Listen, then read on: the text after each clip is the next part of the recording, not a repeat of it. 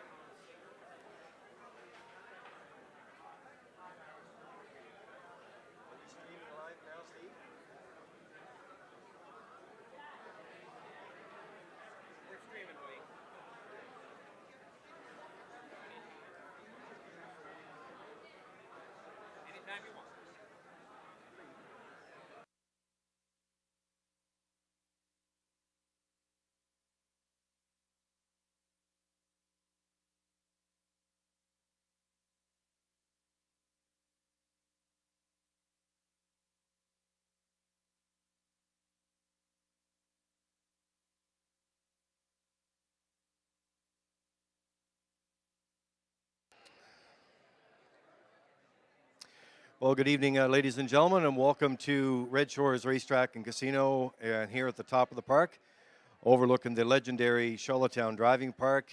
And we are live tonight for the official book launch tonight. This is an exciting night. We've had the opportunity, of course, over the last couple of weeks to talk about this exciting night tonight.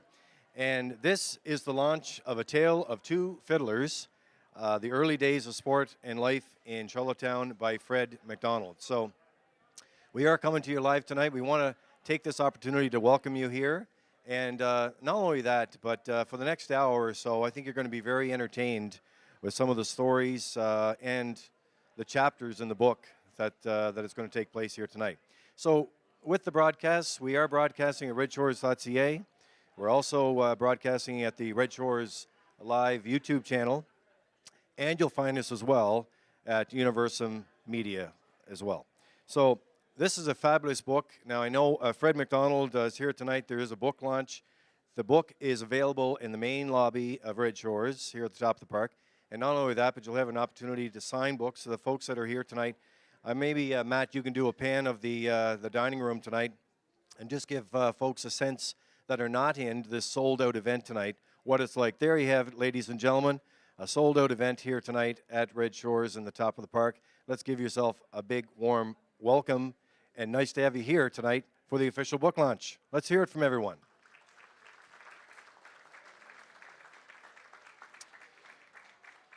Now, we do have a number of guests tonight that are going to be bringing greetings, but really, when I was talking with Fred and Gail, and Gail has done a tremendous job working with us here and behind the scenes of getting things done, and also the publisher of the book and their team. They've done a fabulous job of this. In the last couple of weeks, as you know, we've had the opportunity to read the book and get certain segments. I think this place is packed with so much talent and knowledge of the sport history in Prince Edward Island, and that's what makes it so special. So we're going to be hearing from some of the guests. We have some photos that Fred has selected as well from the book, which is jam-packed with a lot of great photos. And on top of that, we have 3 videos that we're going to be playing tonight. Of course, the McDonald family, not only known for its sport and rec, what they've done here in Prince Edward Island, but essentially around the globe when it comes to harness racing. So we do have some videos to go with that as well. And then finally, at the end of the night, because you're here and the rest of the audience that's tuning in from around the globe tonight are not here, we do have a special segment for you folks only for in-house, and that'll come at the end of the evening. So without further ado, before the food and beverage team here rolls out the fabulous food that we have here at the top of the park, I'm going to introduce some of the special guests here tonight. We have Her Honor Antoinette Perry, the Lieutenant Governor of Prince Edward Island, with us tonight. We have the Honorable Dennis King, Premier of Prince Edward Island. The Deputy Premier, Honorable Darlene Compton, with us tonight, Minister responsible for harness racing. And we have His Worship Mayor Philip Brown, also in the house tonight as well. It's also a great pleasure to have Senator Mike Duffy with us this evening in the top of the park. And I also see the former Lieutenant Governor as well, the Honorable Frank Lewis, also joining us tonight as well. Longtime friends of Fred. So we want to welcome all the McDonald family here this evening. And of course, you'll know that by reading the book, what an impact they've had here on Prince Edward Island and Charlottetown and Prince Edward Island. And like I said, around the globe. And what's really special, of course, in times like this, when we deal with COVID and all the restrictions that we've had in the last number of, well, I guess it's a year and a half now, the opportunity to have your family back home with you or connected to you is very, very special. So tonight, I think a very special part of the evening is the fact that 2 of the sons have made it home tonight. Lloyd and Anthony are both, they flew in last night. They have to fly out again early tomorrow. And it's great to have them here. So let's welcome Lloyd and Anthony here tonight. Now, along with the rest of the family as well, we'll get to those in just a little bit. But I'm going to ask Anthony McDonald to come forward here and take a little time with us before we serve the meal and get the evening going.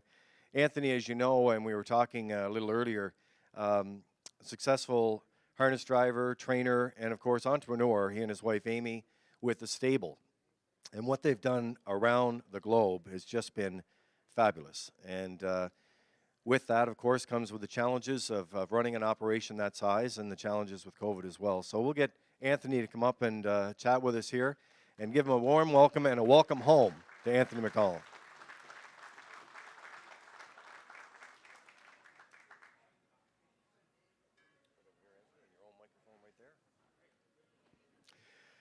So Anthony, great to have you home. It's already on. Great to have you home, and you're no stranger around the microphone either. You do a great job of that. But what's it feel like, Anthony? It's been quite a while since you've been home. How's it feel to be back home tonight, and especially in something very special like your dad's book launch? You know, it's a great feeling. You never stop being an Islander, and everybody knows that if they've ever gone anywhere, and you forget sometimes, right? You know, you forget what the scenery's like. You forget the people and how courteous and nice they are. And, you know, to be able to fly in last night and just hang out with my family and walk around downtown, it makes you remember exactly why it's important to be an Islander and what it means to be an Islander. And, you know, my brothers and I, we try and represent the province the best we can when we're away. And it's a great feeling to be home, especially after the year everybody's been through. Tell us a little bit about that. You know, the last time we were chatting and the last time we actually saw each other was a very well-deserving award that you and Amy picked up with the Cam Fellow at the O'Brien Awards before, I guess we'd say back when the world was normal, back in February of 2020. It's right at the end of it.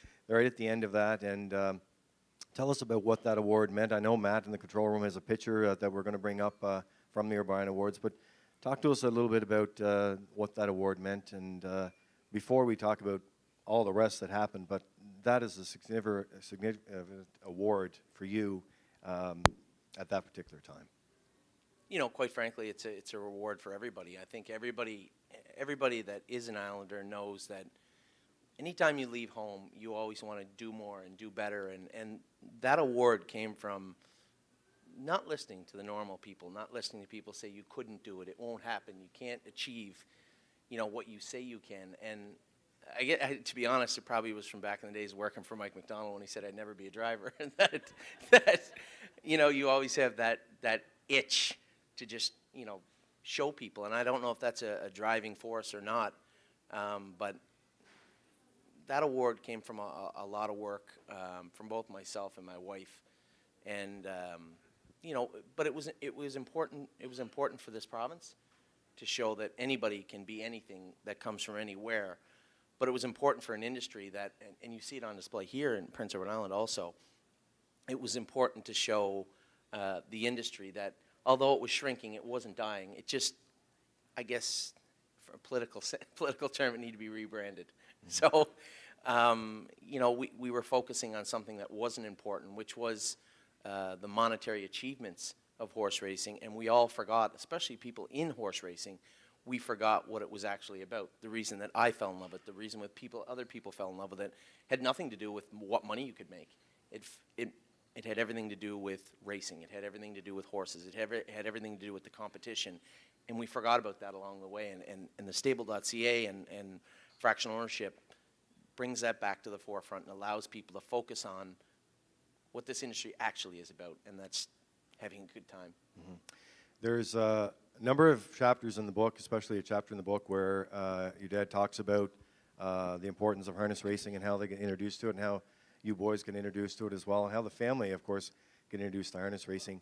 And I know that you've been doing a lot of traveling. We're going to get into the book a little later, but I just want people to know you're home here tonight, but you've been putting on a lot of miles, you and your family. Because of the sport of harness racing, you have to travel, and you did that. Tell us what that decision was like during a time during COVID. Man, it was tough. You know, I saw a lot of smaller stables that were folding up that were really beat down and really had no way forward. And I remember very vividly sitting at home with my wife and kids, and it was like a Tuesday or a Monday, and we knew, I think everybody, even the most optimistic people knew when they shut down for 2 weeks, the last lockdown, that it wasn't going to be 2 weeks. And I said to my wife, they're racing in Ohio, they're racing in Pennsylvania, they're racing in New York, New Jersey. In fact, the only place they're not racing right now is Ontario, Canada. We're falling behind. We have clients that are getting a little depressed over the whole thing. We got to do something. And I said, I'm telling you right now, if the government says that the kids are going home back onto full-time online learning, we're going to have to pivot. We're going to have to make a decision. And for me, being in McDonald, being from the island, yeah, I'll pick up and move right now if I have to. That's just the way it is. You have to do what you have to do to move forward, and nothing else matters. But for a wife, knowing that she has to take care of 3 kids and thinking about a lot of things that never crosses a male brain, it was tough. But I'll tell you what, we get up the next day, and sure enough, kids were going back full-time online learning. And my wife looked at me and she goes, okay, that's enough. I literally got in my car, packed all the stuff that was mine in the car, drove 4.5 hours to Cleveland, Ohio, to Northfield Park, ordered a horse truck to come and get 35 horses from Ontario. And that wasn't, we had 85 in Ontario at the time. Take 35 horses to Cleveland, convince our caretakers to come to Cleveland, got back in the horse truck, went back in the horse truck to Ontario. My wife already had it packed, and our kids are so cool too. Like I can't imagine, trying to tell a 9-year-old we're leaving. It's like we're spies or something. We just packed them all in the car, and they never said a word. And to this day, they've never complained once. And but to have a wife that had to be stressful, but she never let on that it was. It makes my job so much easier to not have to worry about the little things that would bother her. And these are the things that bothered everybody in COVID. Well, it is certainly a common theme within the book that you'll find here tonight. And, the McDonald family has always would rise up to the challenge, whatever that may be, whether it was in sport and family and life. And just a great opportunity for us to welcome you home here tonight. And I'm going to have you back a little later on to talk a bit more. And I know your dad is coming up. We're going to talk more about the book. We have the authors here, the publisher. And right now, though, when we talk about government support, we are very fortunate in Prince Edward Island. We have the government's support over the years. But I think Premier Dennis King and his team here have done a fabulous job, not only in the racing file, but also Dr. Heather Morrison and their team keeping Islanders safe. And that's very important, and it gives an opportunity, or in special nights like tonight when we do a book launch, for folks like Anthony and family members to be able to travel again and come back home. So without further ado, I'm going to ask the Honorable Dennis King to come forward to the guest microphone up here, up top, right beside Fred, and to bring greetings on behalf of the province. Premier King. You can go right here. Oh, I didn't know you were up there. Can we sit right here? You can sit right there. All Look, right. I feel like Letterman tonight. It's the red chairs go. here. Huh? No problem. Maybe we don't need the other guest man. So, yeah, Stevie. so, Premier, we just wanted to kick off. I know you have. I don't know if you've had a chance to read the entire book yet, but we were at a press conference this morning, and the press conference this morning had to do with, of course, Old Home Week announcement and the Gold Cup Parade, which you know is summer hits and an opportunity to bring back somewhat of normal this year. But you were telling me then how excited you were to be part of tonight's book launch. Well, I was telling Freddie when I came in that, of course, as most of you know, I had a chance yesterday to meet with the Prime Minister to make a child care announcement. And part of the job as Premier, when the Prime Minister comes in, they organize what they call these bilateral meetings. And this is where you sit down and try to plan out the next 15 or 16 months of what your priorities are, and your staff comes in with binders of information of things that you try to memorize and put into, a few sound bites for a conversation with the Prime Minister. And every time my staff would come in and check and see how I was doing, I had Freddie's book out, reading it, and I said, it's too good to put down. I said, I'm not in the book other than a photo, but I feel like I've lived a lot of the stories that Freddie relates, and I think that's the beauty of the book. So anyway, we managed to get $127 million out of the Prime Minister, so we didn't come out empty-handed, but... That's wonderful. I mean, something like this, the history of a book like this, what I found reading through it, and I know when I get Freddie up a little later, we're going to talk about certain segments in the book, but it's a jam-packed uh, place here tonight full of talent, great history, and great stories of Prince Edward Island and the sport. And as I said to Anthony a little while ago, not only the McDonald family, of course, what they've done here, but around the globe. And you as Premier, that's got to make you very honored, and the fact that these type of books are coming out to tell our rich history. Well, I mean, I think I would take that just from two aspects. I mean, number one is Premier are very proud of Islanders, and it's really amazing how much we have exported to the world, and it's impossible to go anywhere in the world without running into somebody who's from PEI or somebody you know from PEI. For a small place, we've sure exported a lot of wonderful talent, and I mean, Anthony, Mark, James, and so many more are just a small sample of that. But also, prior to my life as Premier, I was a storyteller. So I have an extra special place in my heart for stories, and that's what I think connected me quickly to the book, is just the stories that Fred recounts living in the book are stories that I very much relate to growing up myself, listening to my father tell stories, listening to my uncles tell stories. And I've often said, ever since I've gotten to know most of the McDonald family, the boys primarily, is that the closest family I've ever seen from Charlottetown who can connect to the insane life of Eastern PEI like Georgetown are the McDonald boys. So I felt like, even though I've only gotten to know them in the last 25, 30 years, I feel like I've known them my whole life. So. Did you ever have to compete against them? Thankfully, I didn't, no. Maybe a couple of times on the cusp of elections, Tex and I might have, never a bad word for sure, but no, I know the competitive nature. But that's also what you respect the most. I mean, they would run over you to win, but they'd pick you up when it was done and buy you a beer, and that's the way we all kind of grew up. The world has changed since then. Everybody gets a medal now, and everybody gets a ribbon, and you know, but that's not the world in the East End of Charlottetown, I know, in the 1950s or 60s, and it certainly wasn't the world in Georgetown in the 1970s for me. All right. Well, it's wonderful to have you here tonight, and I know that you were excited to be here tonight. I know you have a copy of the book, and as you said, you've been reading it. And what did you say? 127 million. Just 127. That's all. Yeah. But I've learned a lot from Fred? from the Premier of Quebec. He always tells the Prime Minister, "Thank you for this money today. Now where's my money for tomorrow?" So that's what I'm going back with to the Prime Minister. The 127 is gone. We need some more tomorrow. All right. Well, it's great to have you here tonight. Thank you very much. Thank you. We look forward to having more of the guests that are coming up. Right now, we're going to get the food and beverage team. We're going to take a little break from the broadcast. We have a photo roll that we're going to put up on our broadcast here tonight. And this time, ladies and gentlemen, I'll ask you to bow our heads in prayer for grace. Heavenly Father, we thank you for the meal we are about to eat, for those that made it possible, and for those with whom we're about to share it. We are thankful. We also give thanks to the friends and family who have traveled here or joining us virtually tonight.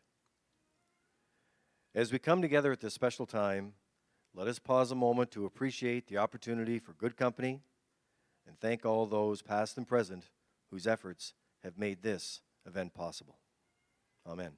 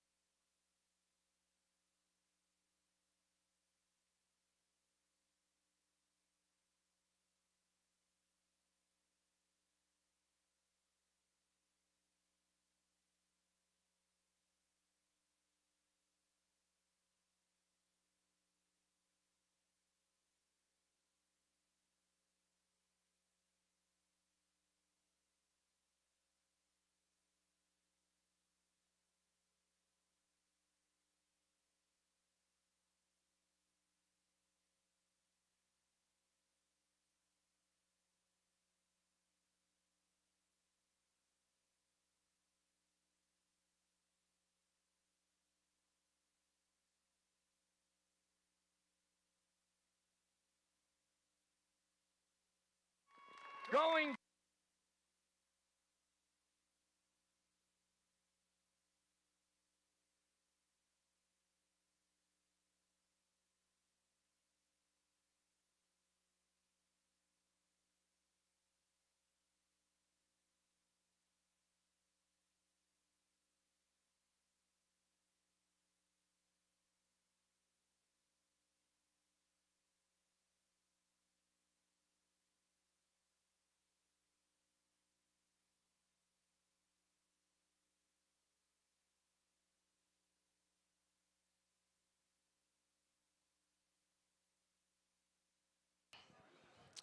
All right, welcome back, ladies and gentlemen. Live from the top of the park here tonight in beautiful Charlottetown, Prince of Rhode Island, and Red Shores Racetrack and Casino, overlooking the legendary Charlottetown Driving Park. I'm Lee Drake, your host for this evening, and we are here tonight for A Tale of Two Fiddlers, the early days of sport and life in Charlottetown by Fred McDonald. And we have a packed house, a sold-out event here tonight. We've also heard from some special guests.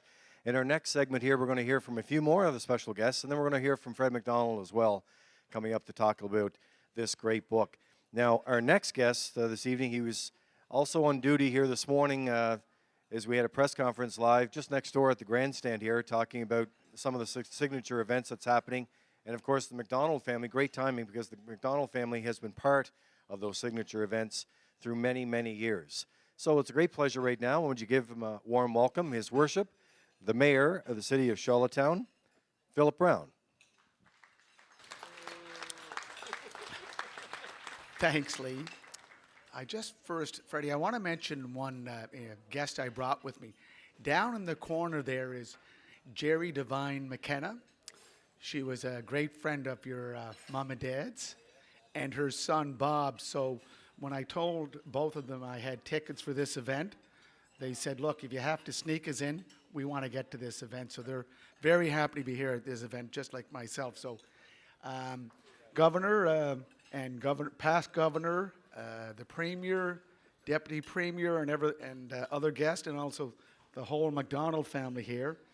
It is my pleasure and honor to be here for the launch of Fred Fiddler McDonald's book, A Tale of Two Fiddlers.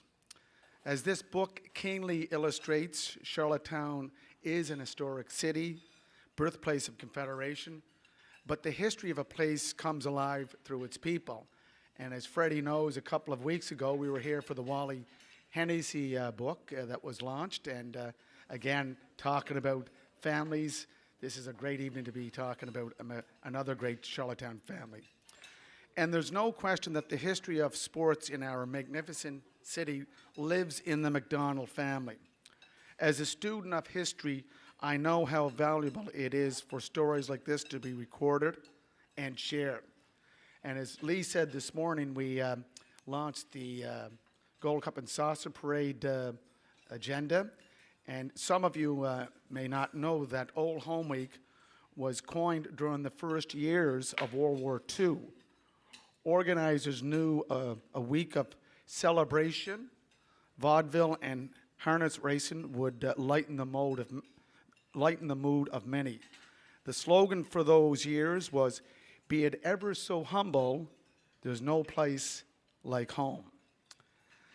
And another great family, and I know Frank Zakem, a former mayor, was the author of a book of all the corner stores here in Charlottetown. It was launched back in 2005.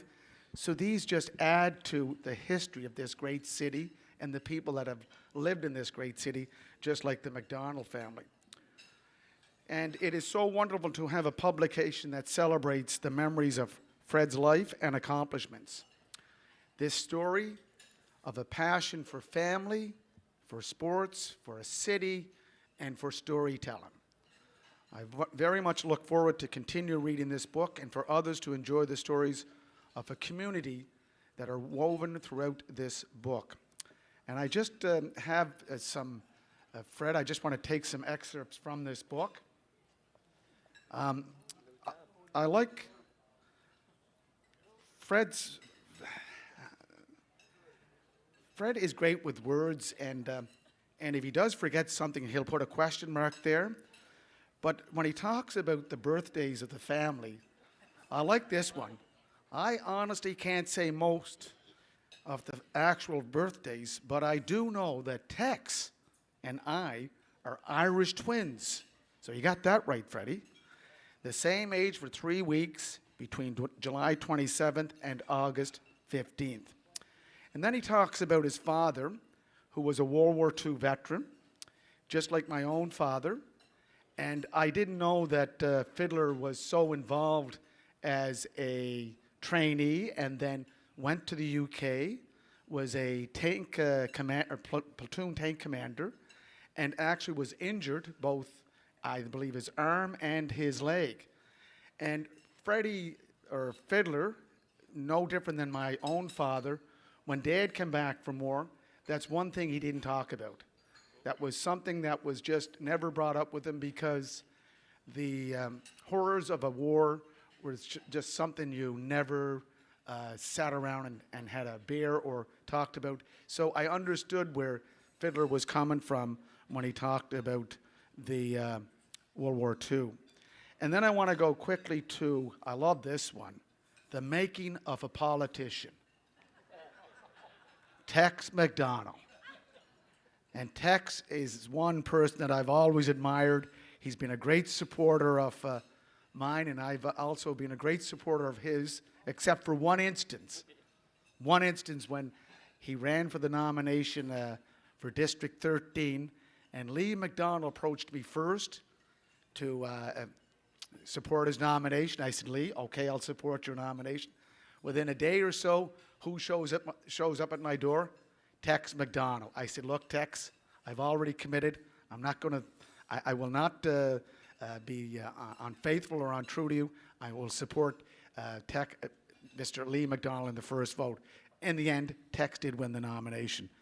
But I like one part here that where you talk about David Wheel's election or his nomination against Jim Lee. And as Freddie puts it, at 7:30 p.m., the polls were supposed to be closed for voting.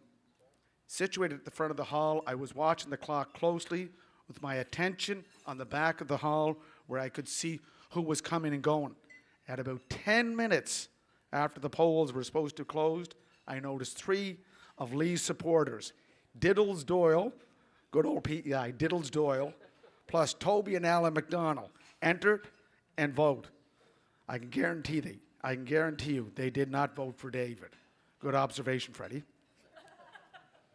And then, of course, Tex, who in 1992 unseated the incumbent mayor, Jack Reddy, and I know Tex served 2 terms. He keeps reminding me, I don't know, Philip, you could get 1 term. We'll see if we can get 2 terms. So I'm always asking for Tex advice on what to do and what not to do, and I really appreciate it. So, Freddie, I really want to say thank you for inviting me here. Much success on the launch of this book, and lots of good luck in the sales of this book. Thank you. Stay safe. Well, thank you very much, Your Worship. Mayor Philip Brown joining us here tonight for the official book launch of A Tale of Two Fiddlers here in the top of the park. Well, we talk so much about the book and certain segments, and still to come, we're going to talk to Freddie about a little more about this book. There was an awesome write-up today. I should say Jason Malloy and the team with The Guardian there did an awesome write-up in today's Guardian about the book launch tonight and about certain segments of the book and what was so special to Freddie to write this book. So at this time, it gives me a great pleasure to introduce the publisher of Acorn Press. Would you please welcome Terry Lee Bulger.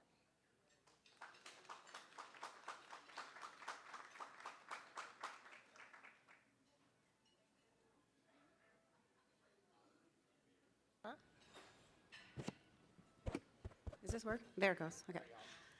Thanks, everyone. Thanks for coming out. This is, I think, my second book launch of the year. We have been not able to do too many book launches over the last little while, so it's so great to see so many people here, and I'm not surprised that we have such a wonderful sold-out turnout for this wonderful event tonight.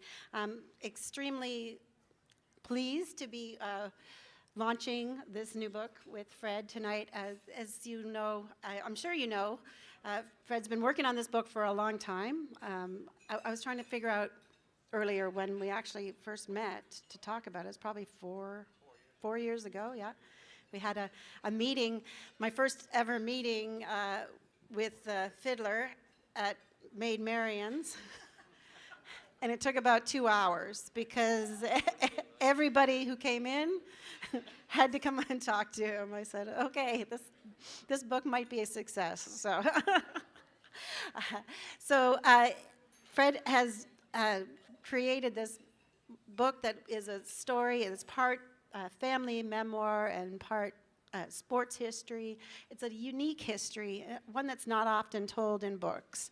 And there's idea of all of the characters and interesting things that have happened around the sporting circles of the island. I think it makes for a wonderful read. But there are a lot of people involved in creating a book. I like to say it takes a village.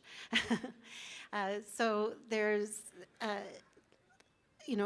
from our first meeting, there's been a few different, gone through few different editing processes. Lee Ellen's going to talk a little bit about her working with Fred on the editing. But, publishing a book during a pandemic is extra challenging, just trying to, there was some images that we just, couldn't get because places weren't open. You can't get to them, and so many other challenges, as you can imagine, but we finally got it together, and I think it's a great time for it to come out because I think people are excited to be out and doing things again. So I'd like to just thank, Lee Ellen. Thanks for your hard work on this. I know, Gail, I know you worked very hard on this. Our editing team, the copy editor, Jenny, Cassandra did the design. Heather Bryan also, she did the cover. She got this lovely image, which is a great historic image. Yes. Yeah, it's really. I think it all came together in a beautiful package.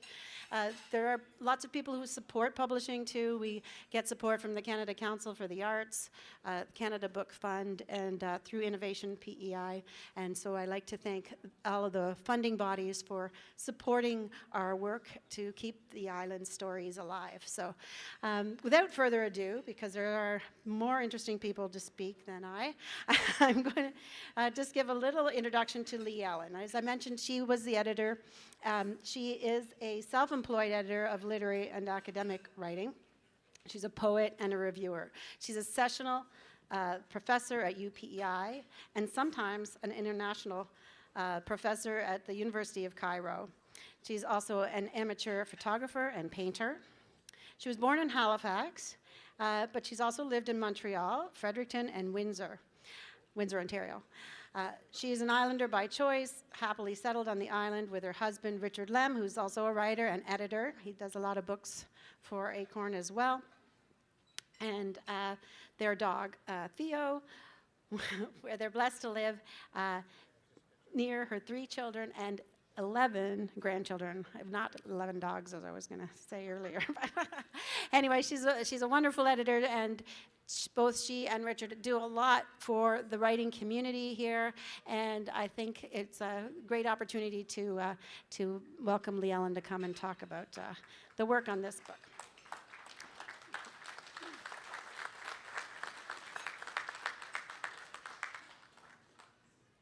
Hello, you. Now he's telling me what to say.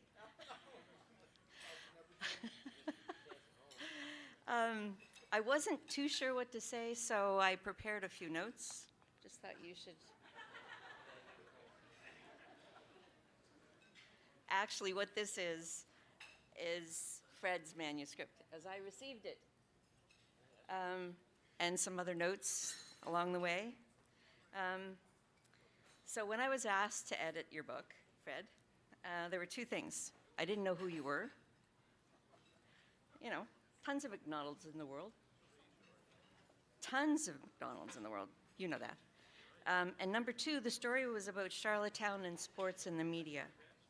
Sports is not my thing.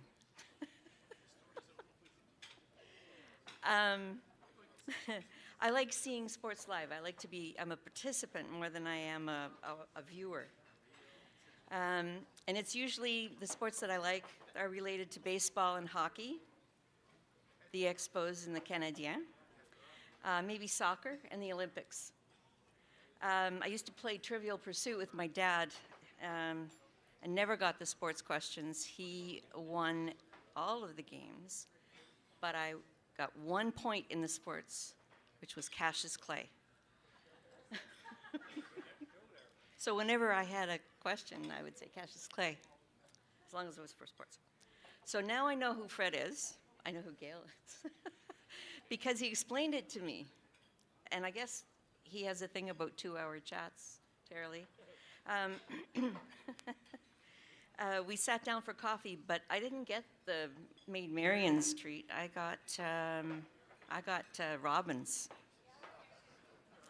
Yeah, but not much of the talk that we had for 2.5 hours was about the book.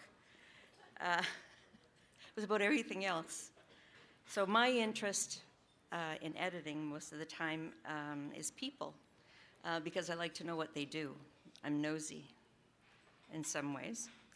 And of course, readers like to buy books about people because they're nosy too. So aside from sports, old Charlottetown, and working for a newspaper, high-techs. I've known him longer. Fred talked mainly about his brothers, a bit about his mom and dad, and I was sort of left to figure out the rest with the help of Gail sometimes.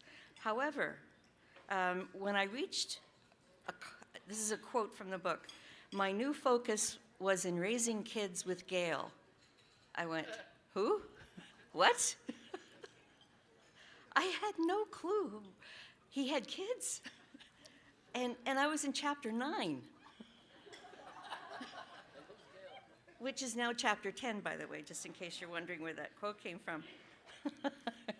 But writing a book is a huge undertaking.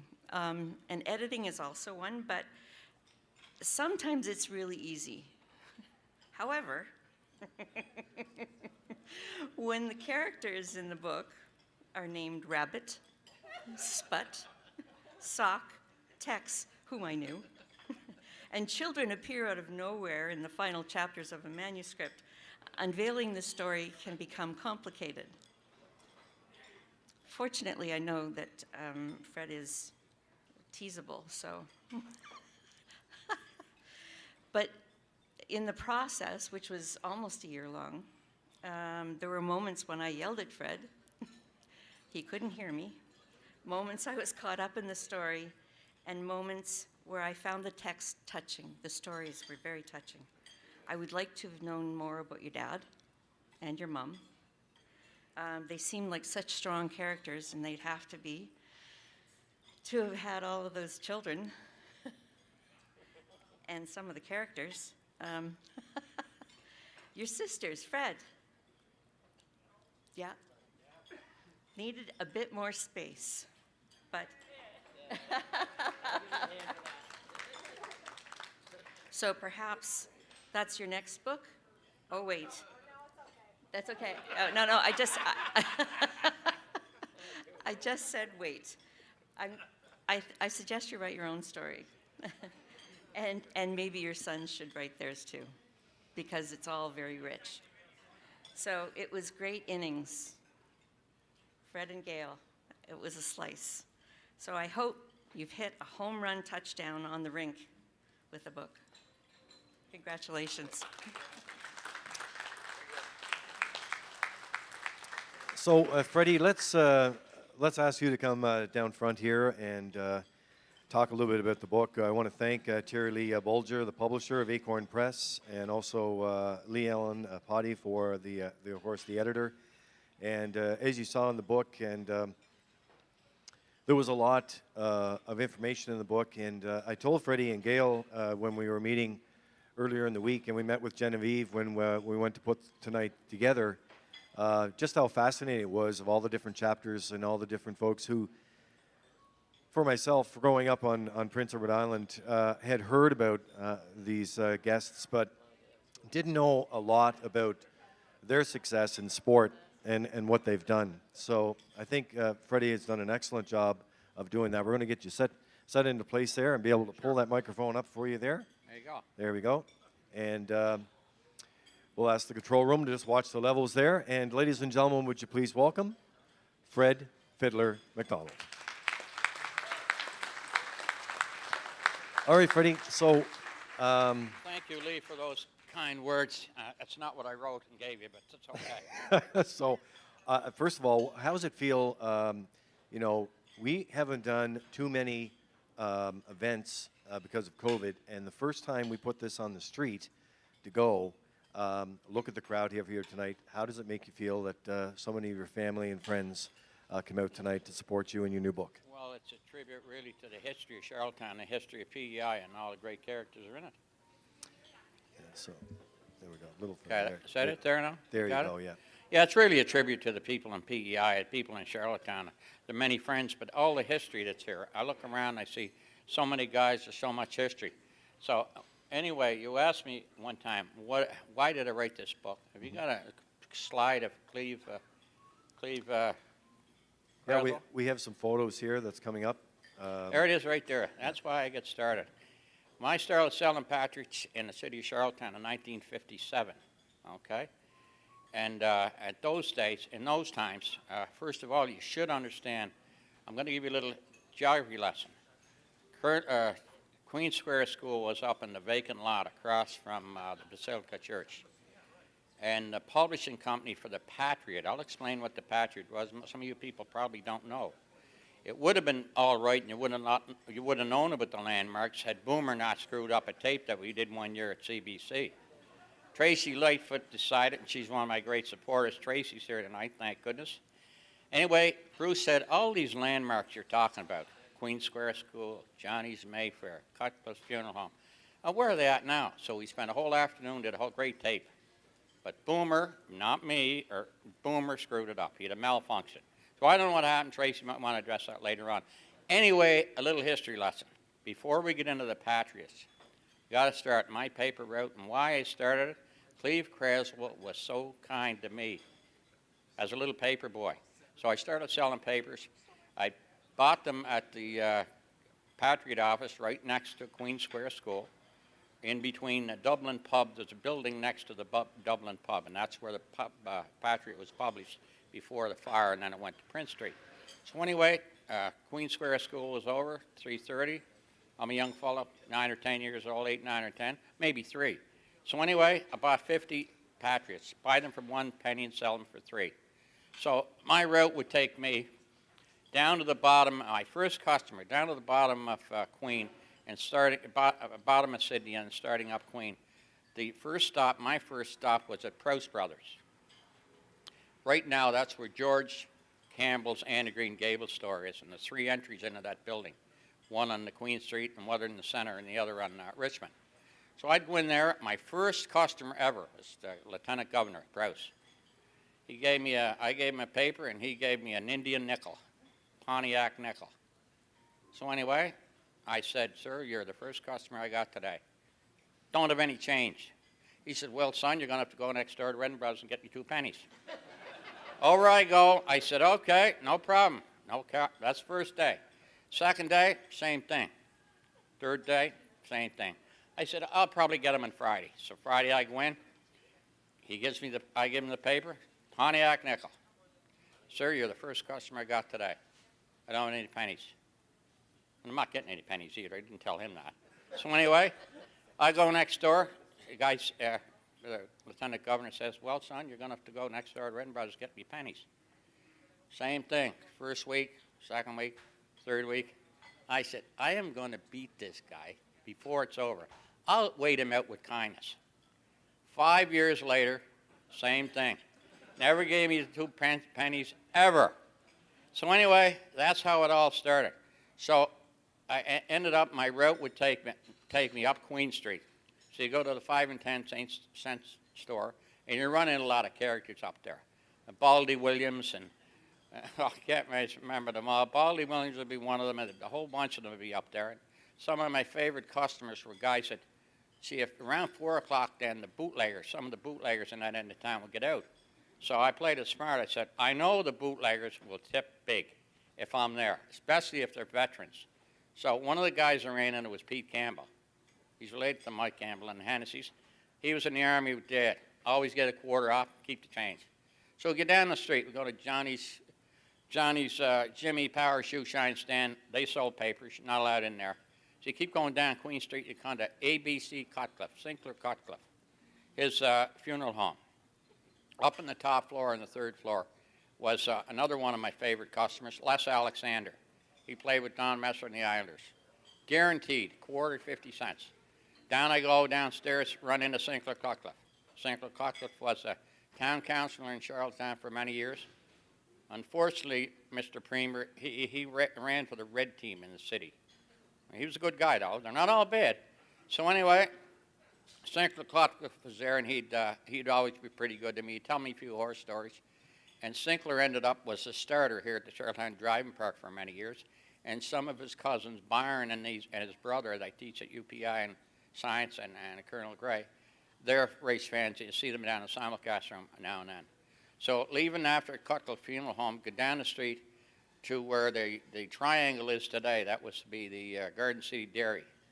That's where you're going to meet some fabulous characters later on. I won't go into details about them. One of them was Kenny Ford, alias Shaky Louie, a legend in U.S. harness racing, a legend. Shaky Louie, I remember. Why? He gave Texas first set of hockey gear. I can see the Garden City Dairy truck coming down Spring Street where we lived. Out comes a bag with all the gear in it, Texas gear. Garrison Jr.'s was on it, threw it down. Anyway, gets Kenny Ford is there at that corner. We go down to the next corner, Ed's Taxi, Duck Acorn, was race secretary here in part owner for many years. It was along the same side. And just as before you come to the end was where the bike shop would be. And the bike shop would be right now, that was where Cleve Graswell was. And Cleve, well, I'd go in there, and his wife, Babe, they would turn around, and Cleve would say, I'd go in back, and she'd have a milk and cookies for me and talk. Hey, getting along, Freddie? Not bad. And so on and so forth. And then eventually she'd say, oh, you got a new brother today, or new sister. Oh, you got 13 or 14. You can't be too wrong. So anyway, she'd turn around. She was just the sweetest lady.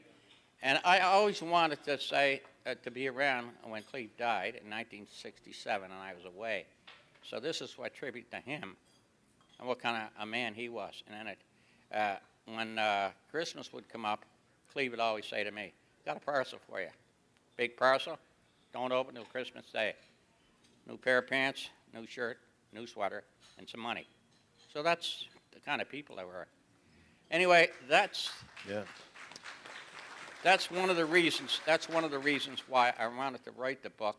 But there's so much history in Charlottetown, and when I sit back and I say, I sold Patriots. Patriots, that'd be 1957. 10 years later, 1967, Pius Callahan was the editor, great newspaper man, just like Lorne Yo and these guys. Great. You don't get newspaper guys like that. Jason Malloy's here tonight, just a chip off the old block. One of the best editors sports writers I ever worked with was Jason Malloy. He's been here 10 years. And he's going away this week to Kentville after 10 glorious years here, and I know people are going to miss him. I'm going to miss him. Great guy. Anyway, getting off the subject, Pius Callahan hired me to be the sports editor. He also threw in one little job. He said, you got to be a sports editor, and you got to look after the city police court. Now, I was up to see Mayor Brown the other day, and I said, in the second floor of City Hall, right downtown Kent Street. And I said to Philip, you know what, Philip, you're only 10 yards away from the old City Hall, or the city police court. What city police court? I said, that's where they used to hold, that's where the court cases were. So what would happen if you got arrested, just hold on before I get going, if you got arrested on Friday night, you can be guaranteed your name is going to be in the Patriots Saturday afternoon. Very embarrassing for a lot of families, very embarrassing.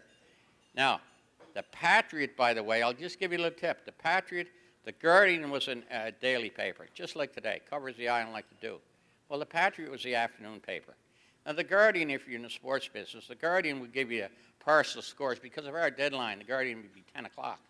10 o'clock PEI time. Well, the games up country, baseball games, hockey games, football, they're never over at that time. So what you'd have in the Guardian would be partial scores. Yankees 4, Red Sox 2 after 7 innings. Bruins 3, Rangers 1 after 2 periods. And then they put the summaries. So you never really knew what the ending was going to be. Along comes the Patriot. The Patriot had two different aspects of the Guardian. Late news, which was great, and the biggest seller of all for the Patriot, the city police court results. Saturday afternoon was a big day. Now, Pius Callahan said to me, I want you to go to city police. Now, the court is over at around 1. Our deadline is 1 o'clock for the Patriot. You want to have the Patriot at Johnny's Mayfair. I want to try to tell Tracy and them when we're doing the tour, but Broomer screwed that one up. Johnny's Mayfair is where the beer gardens is today. So that was a hot spot in town. The other hot spot was down in the other corner, 1 block away. It was Fred Lambros. Fred Lambros would have all the top players in the hockey and baseball would be in there. Fred Lambros, who else? All the guys, anybody who's anybody in sports. Go up to Duck Acorns, or go up to Johnny's Mayfair on Saturday afternoon, and you'd have everybody. Johnny Squarebrooks had everybody all worked up. It'd be Duck Acorn in there arguing with Chris Gallant, and Chris Gallant be arguing with Vic McDonald, and Vic McDonald be arguing with Richard Bradley, so on and on and on it went. But anyway, those were the main hot spots. You had to hit where the Patriots are so. And the other big difference in the Guardian and Patriot, and it's important because you don't have this history. I go down and talk to somebody about the Patriot, and they said, Patriot, what's that? Well, the Patriot is a late afternoon paper, and as I said, very, very important in molding, in trying to change the trend in how people are thinking in Charlottetown. Well, the Guardian has always been, for 100 years, the Guardian has been, in my opinion, and in all the writers' opinions, pro-liberal. Pro-liberal, the Guardian.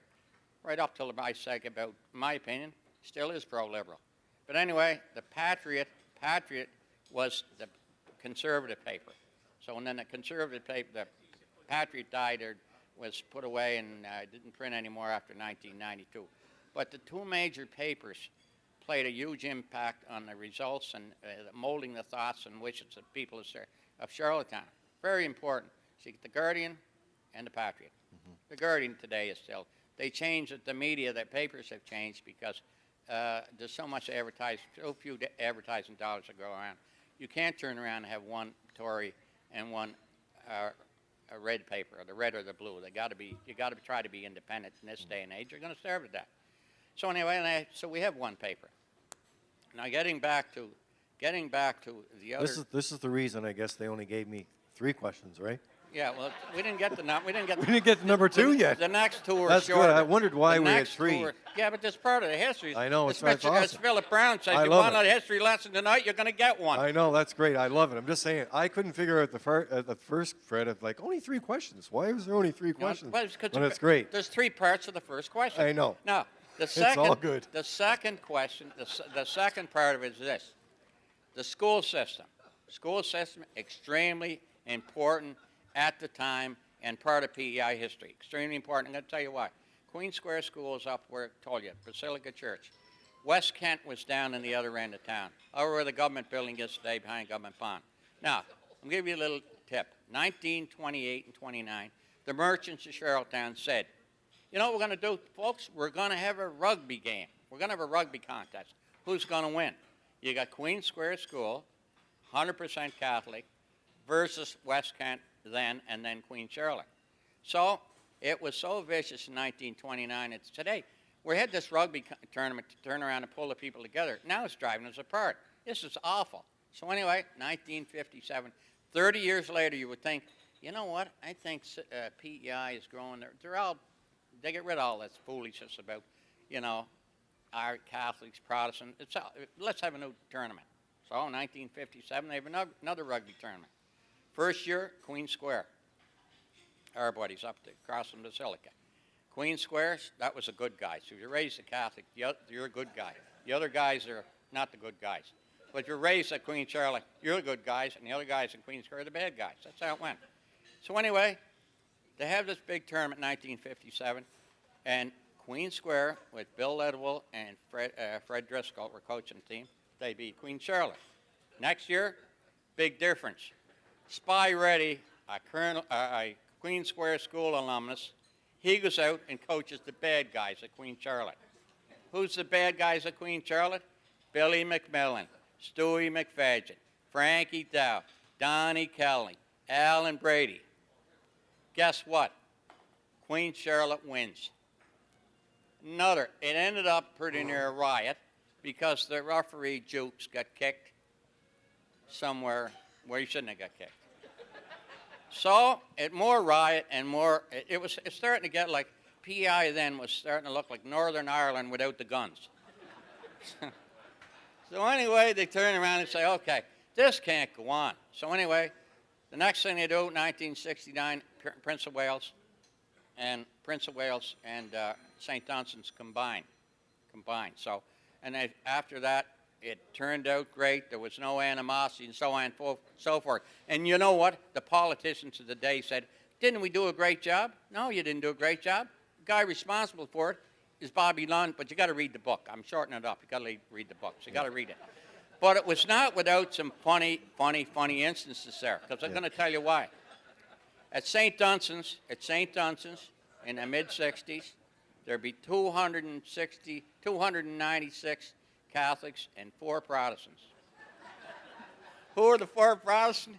Gary Gencheff, Ronnie Garrett, played football and basketball, and Bobby and John Irwin. 296 Catholics and 4 Protestants. But the other best part of it all is this, and if you're a hockey guy, you might know this. How would you look? Now, here's Billy McMillan that played in 1957-58 with Queen Charlotte against Queen Square. You would think of all people that knew the difference between what schools are Catholic and what schools are Protestant. Guess what? He signs, if you know Billy McMillan's history, one of the great players that ever come out of here, one of the great individuals, the whole family. Billy McMillan signs with St. Mike's Majors. So I'm sitting to myself and I'm saying, how would you like to be the priest and to be the register at St. Mike's when Billy McMillan comes through the door? Well, it'd go like this. Priest would have a white collar on, black and a white collar. Yes, Mr. McMillan, what can I do for you? I'm here to play hockey. I was recruited by Father Barrow to play with St. Mike's. Guy looks at his resume and says, you from Charlottetown? Yeah. What parish are you from? You from Basilica or Holy Redeemer, St. Jean's School is? No, sir. I'm from Trinity United. He said, I think you got the wrong school, Billy. But he ended up staying at St. Mike's, the one the Memorial Cup, and he went on to be a great hockey player and a great career. But anyway, that's what it's all about. That's the start of it. Yeah. I'm glad I told you there's 3 parts to that question. Yeah, well, that was good. Because there's 173, isn't that great? 173 pages in the book here tonight, and now we've just gone through 110. But you can really, at the end of the night, Freddie will have an opportunity to sign the book out for you. And I love the book because I really like the chapters on the McDonald family, well known for their involvement in all sports, starting with your dad.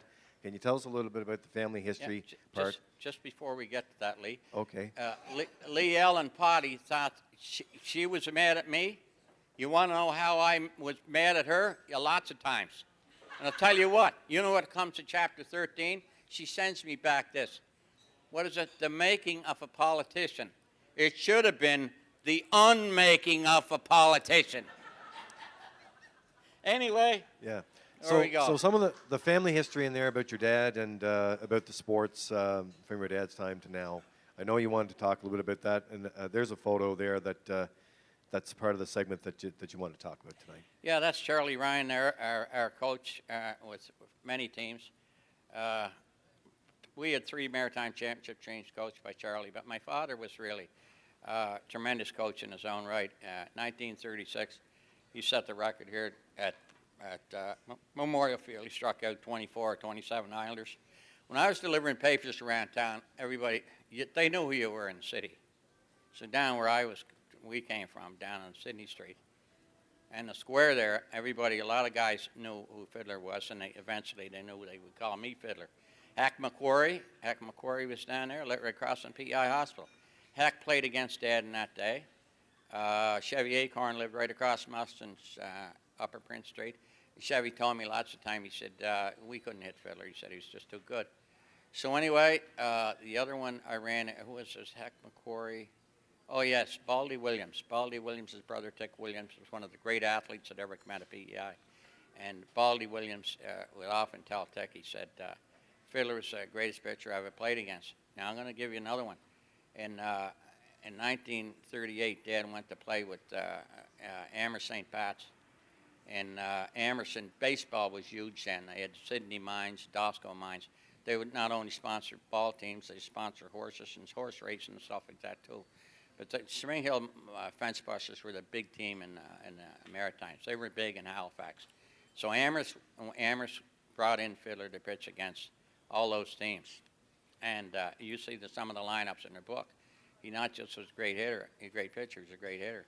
So anyway, in 1982, Lou Kiley and Dave Kiley are legends in Amherst, a great family name. But Lou Kiley was, or rather Bill Kiley, Lou's older brother.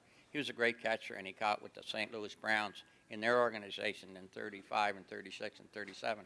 So they had an interview in St. John 1982, and he asked him, he said, who was the greatest pitcher you ever seen in the Maritimes?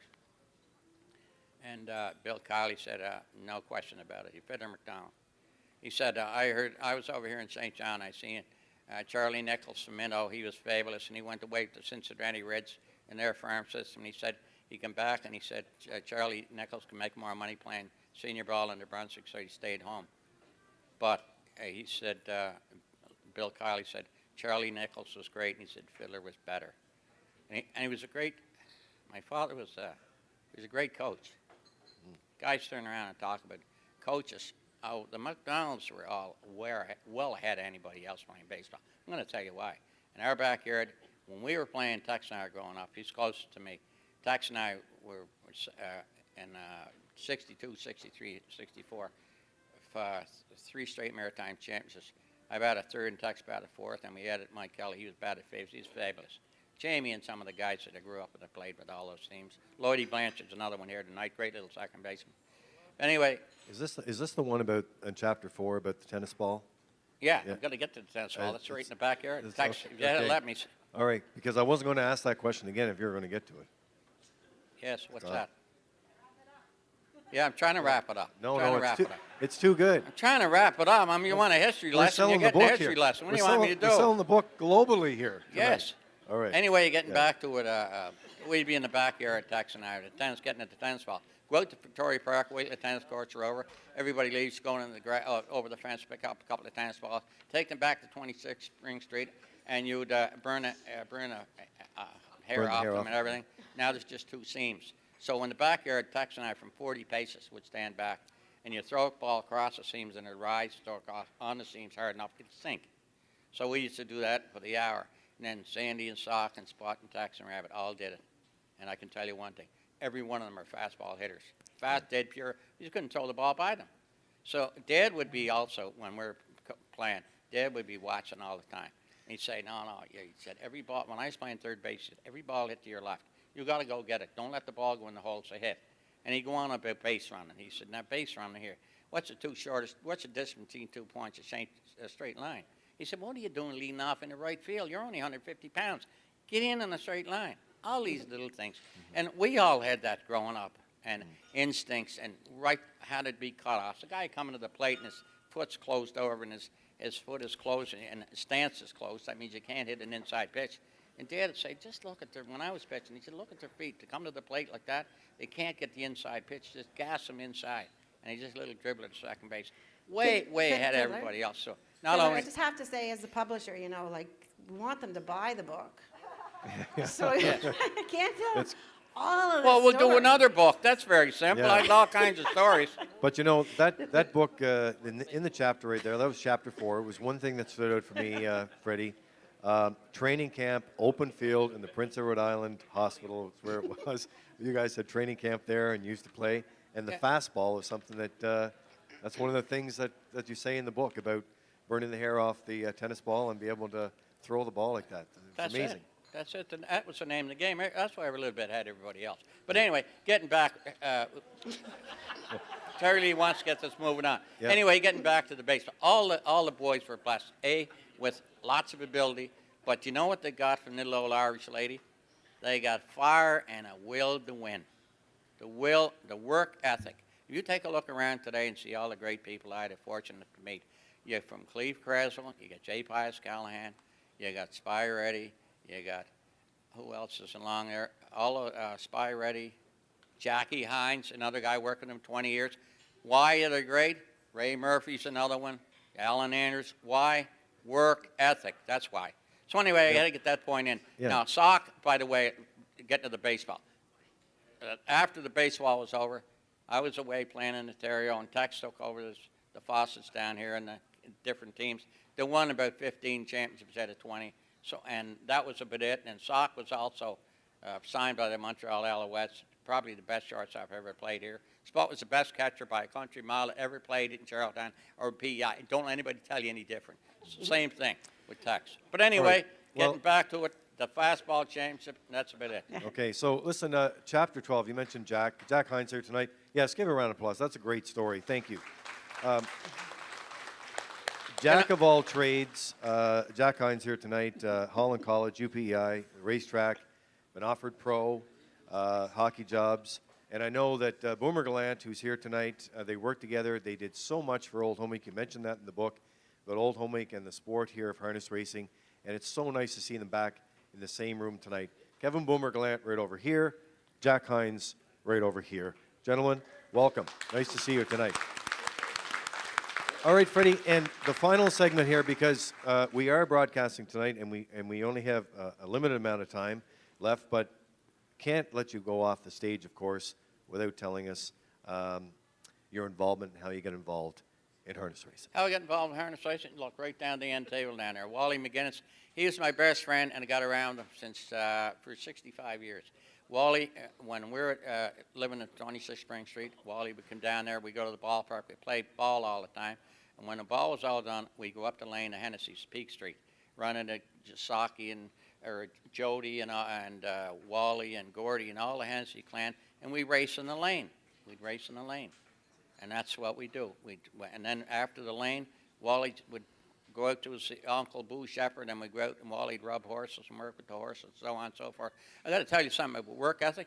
Wally McGinnis trained horses for Marcel and Barry on Montreal, and he worked for 50 years straight without one day off. Yeah, that's the kind of horseman he was. Yeah. So that's how I got involved first with Wally, with Wally McGinnis and Shepherds and the Hennessy's. Well, the Hennessy's lived in the next street, and they had horses up there in Peak Street when you're allowed to have horses in the city. So we used to go up there, and Joe Hennessy would have a horse. He'd have a couple of bad horses, bad actors, Cheeky Chief, and if Joe had them turned out of the racing, the stall would turn into a fight card, and Jody'd be the fight promoter. Jody ended up, and he matched Tex up one day. I said to Jody, Harry Yo wants to beat up Tex. And I said, that's not a good move. We had 8-ounce gloves at our place all the time, so Jody matched it up, Harry Yo and Tex. Bad move.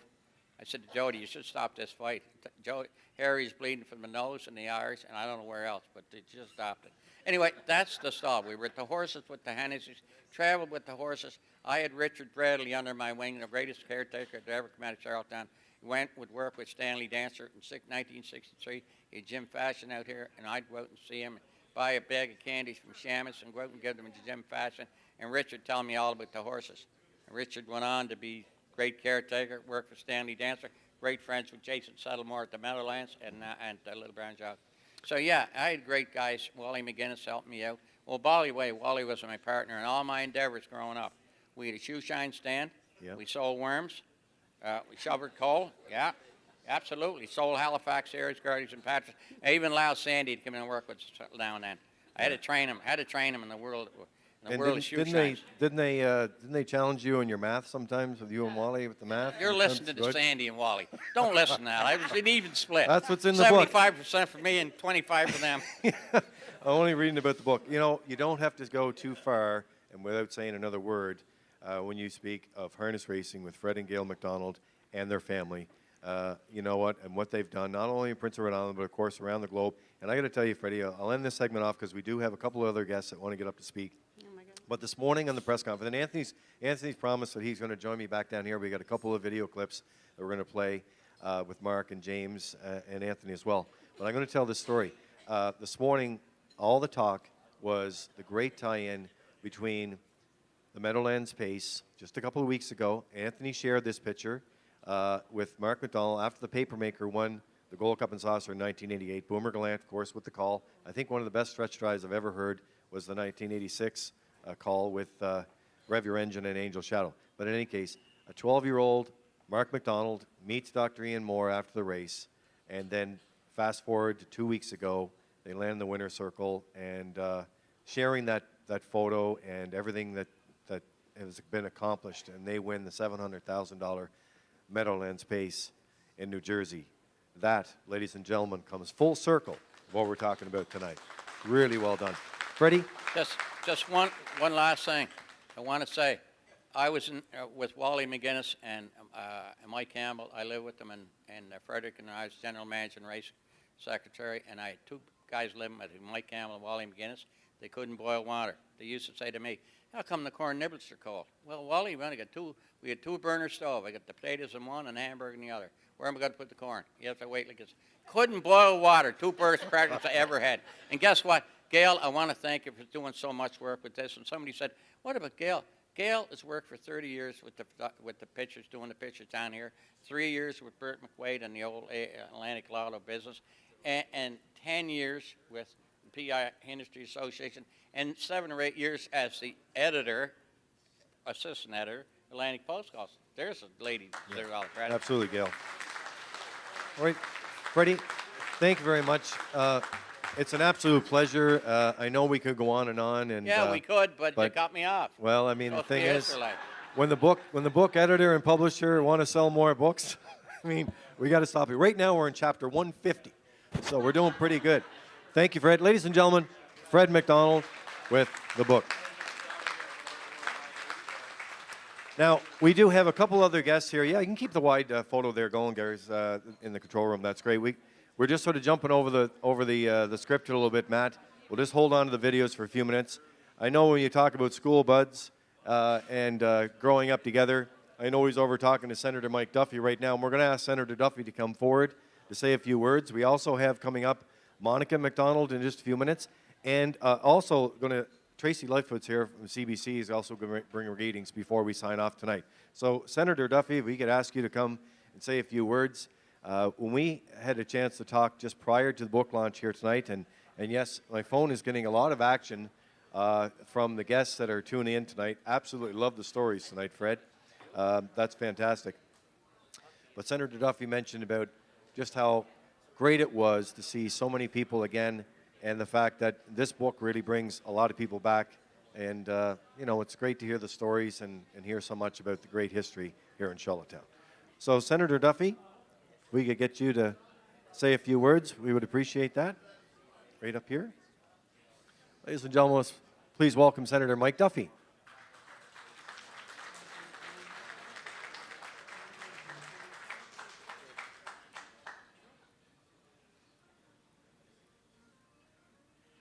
Thank you, Lee. Thank you very much. I hadn't planned on speaking here tonight, but considering all that we've heard from the wonderful fiddler, I just have to say how genuinely moved Heather and I are, one, to be here. And Heather said, "You know, I want to adopt him. He's so good," talking about fiddler. And Gail said, "All right, he's yours." But seriously, after 12 years as your representative in the upper chamber, I got to tell you, It's nice to be in a crowd for once that has more brains than that entire institution put together. And when you look at the talent that's in this room and that came from this island, we have nothing ever in the world to take second place about. We've got people in sports, in business, in every aspect of the world where they've excelled. And the McDonald family are right up there at the top of the list. I remember Fiddler Sr., and what a wonderful, magnificent, a great guy, and a magnificent athlete he was. And the families from that era, can you imagine? 14 children? I had a whole speech. Fiddler, when he first told me about the event tonight, said it's kind of a roast. So I had a whole speech ready to go all about Father Morrow and the rhythm method and his mother and so on. And then I realized, hey, we're in the new times, so we can't tell any of those old jokes about big families and so on. But the McDonald family has given so much to this community and to this country and to the world at large. We are so thrilled to see the contribution they've made, and I'm so proud to be part of the McDonald clan, hearing the stories about fiddlers selling papers after school, going to Queen Square together, all of that. That's a rich part of our history, and I'm delighted to be here to celebrate a great family, a great guy, and a great province. It's been a privilege for me to serve you. I've retired, I'm home in Cavendish, and I thank you all very much, and thank Fiddler for his years of service and dedication to our province and our country. God bless. Thank you, Senator. Senator Mike Duffy. And now we want to hear from one of the girls, of course. And, maybe it would be a great opportunity to have an additional book as well coming out in the story of the McDonald family. Monica McDonald is Fred's sister, the youngest child of the McDonald family. She's a historian with a PhD from York University and leads the research team at the Canadian Museum of Immigration in Halifax. Ladies and gentlemen, welcome Monica to the stage.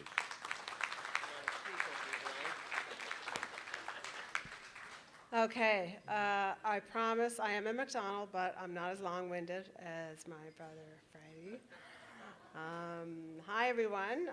I'm really pleased to have been invited to say a few words here this evening, especially since I just learned from Freddie's book that his favorite sister is Bernadine. I guess she turned you down for this little gig, did she, Freddie? All right. And on that note, I think I'm here a little bit anyway, in part, as concrete evidence that there are women in this family, as has been alluded to a little bit earlier. Yes. Yes, yes. There are 6 of us. Most of us are here, like down at that table over there and down here. And if you have not read the book yet, you still would not know that fact, because I think there might be, how many photos of the girls in the book? Let me see, just a sec. No. There's one. Okay, all right. Okay, look, I've been waiting many years for a chance to kind of stick it to Freddie a little bit. Just let me have that, okay? No, all jokes aside, the girls in the family are really proud of our brothers. We're proud of our whole family and all their nieces and nephews. But we prefer to keep it like we're a little bit more low key, I would say, than the male members of our family. But we kind of like it that way. Now, I imagine others will be commenting more on the sports aspects of the book, as they kind of have already, and Freddie has said, quite a bit already too. So I would like to talk a little bit about A Tale of Two Fiddlers as just simply a great read, which it is, and also as a valuable piece of history. Was that my microphone doing that? So first, a book like this that is full of great stories, that's really funny. So here's a few examples of really where I laughed out loud a few times. So Freddie and Tux and the other kids on Spring Street playing horse racing, where they used each other for the horses with whips and everything. I guess that's where it all started, right? Freddie holding up, now this will be really, really hard for people to believe that he actually did this, but holding up the presses at the Guardian on Gold Cup night while he drank beer at the winner's stable, while his colleagues at the paper were desperate for him to get back and file his story. Now, yes, well, I know, it's kind of hard to believe, I mean, who would do that, right? Who would do that? And then the story about the two fiddlers, Fiddler and Fiddler Senior at Ernie Duffy's funeral, where our dad, who was pretty hard of hearing at that time, kind of yelled out, surprised about Ernie being in an urn. So that was kind of funny too. Yes, yeah, I know, it's all accurate. I know, Freddie, I know. So a book that has great storytelling, that's really funny, and that makes you want to keep turning the pages, that is really hard to do. And Freddie really makes it look easy in this book, but it's not easy. It's hard. So the book is a great read, but it's also valuable as a work of history, which is something that is really interesting to me. So it reminds us of some of the really big themes in PEI history, like the Catholics and the Protestants, the polarized political landscape, the importance of the Guardian Patriot as a single source of media, as it was for a really long time. Now, these themes are not unique to PEI in Canadian history, but I would say that they played out here in some pretty unique ways. And this book shows some of the ways that they did play out from the perspective of one very colorful individual, who was my brother Freddie. Him selling the Patriot as a newspaper boy and sometimes enlisting the help of friends and younger family members, like poor little Sandy. I think you probably owe him some money by now for that. Freddie working as a shoe shine boy, and of course all the stories connected with fastball and baseball and harness racing. As a family history, this book, for me, brought up a lot of memories. What a formidable woman our mother Pat was. Tex becoming mayor of Charlottetown and how very proud we all were of him. Freddie and Gail's wedding in 1975, a key moment, of course, in this book. It was on Halloween night, which I remember well because I was 10 and I was super pissed that I couldn't go trick-or-treating.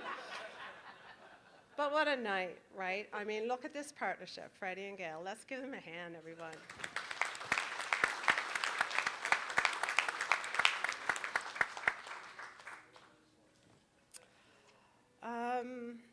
And then finally, there's a lot of family history in here that I didn't know about. That we lived on Sydney Street and Fitzroy Street before I was born. Didn't know that.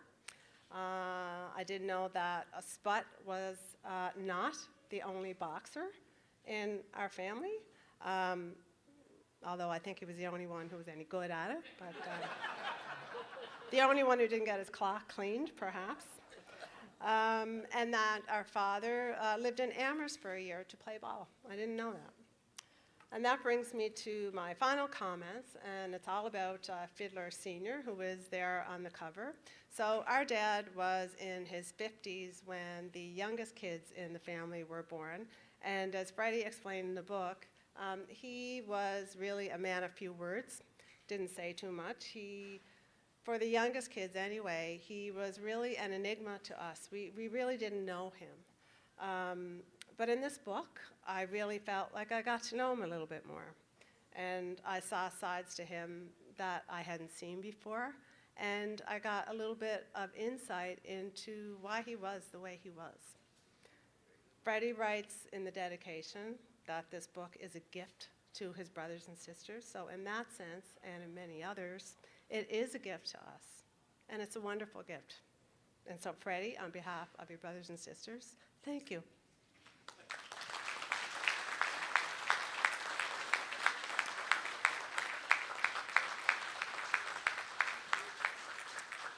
Thank you very much, Monica, Fred's sister, the youngest child of the McDonald family. Thank you very much for those words, and to talk a little bit more about the book. Right now, Anthony's coming back up here, but before we do that, I'm going to introduce Tracy Lightfoot, who's the senior CBC producer, who knows Fred quite well over the years. I'm going to bring greetings on behalf of his longtime friend and former co-host with the 5-Minute Flurry, and many other stories. There's a story in the book that I love as well, their trip to Tignish. But Tracy has some greetings tonight from Fred, your longtime friend, Bruce Rennie. Tracy? Thank you very much. It is, I can't tell you how much of a pleasure it is to be here tonight, because when Fred was part of the 5-Minute Flurry, he used to talk about how one day he would write a book. And I remember us saying to him, you could never write a book because there'd never be enough paper for the book to be written on. I always, whenever Fred would come in, would pop down to the control room to say hi to him, and he always would have a smile for me and a hug, and he'd say, hey, Trace, how are you? He would always have opinions on not only sports, the political events of the day, various things happening in the community, our coverage on CBC, how we weren't covering the right stories, how we weren't doing the right things. And he had some ideas, Trace, and I'm going to tell you what I think should be on the show the next day. And Fred is the type of guy who always, when he would come in, would always have time for you, and he would always make you feel like you were very important to speak to. And he would always make you feel very special. He's a wonderful person and has a very special place in my heart. So I'm very privileged to be here tonight. So thank you very much for inviting me. So someone else that really wanted to be here is Bruce Rennie, our friend. He is in Toronto right now doing Olympic coverage and is literally crushed to not be able to be here, is not happy with you for scheduling this during the Olympics, by the way, because he wanted to be able to be here himself. But he sent me a few remarks to deliver to you. He sent me an email that I'm going to read. I'm not going to be able to deliver it as well as Bruce would, but I'm going to try my best. Here we go. During my 13 years at CBC PEI, I had two amazing on-air partners. One, of course, was the legendary weatherman, Boomer Gallant, who is here tonight as well. The other was the author of the book you are all celebrating tonight, Fred Fiddler McDonald. Every Monday for more than a decade, Fred would appear with me on Compass, always wearing the exact same beige sports coat. That may be what you have on tonight. I'm not sure. Is this the same one? I absolutely loved his visits. Fiddler would get so worked up, his eyes would be bugging out of his head. And then at the end, I would accuse him of being obstreperous, and he would respond, whatever that means. We would laugh, and the segment would end. Fred would say many things that would stop me, the program, and the audience in our tracks. Among the many pearls of wisdom he offered through the years, 3 stand out, and I'll share them with you here.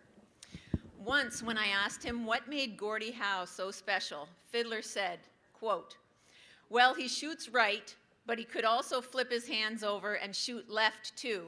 He was pretty much amphibious.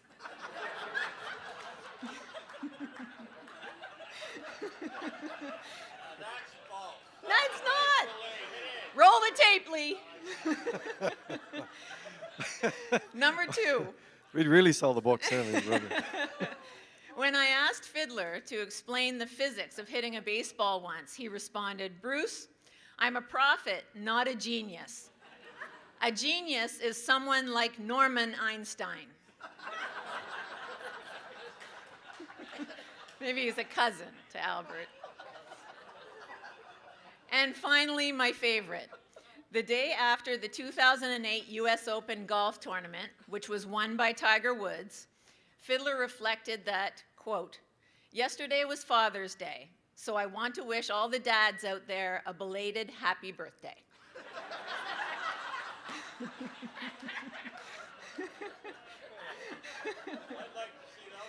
Yeah, I'll get them for you, yeah. On a more serious note, still Bruce's email here, obviously. During our time together, I asked Fiddler countless times to join me at charity events. He never tried to make an excuse, and he never said no.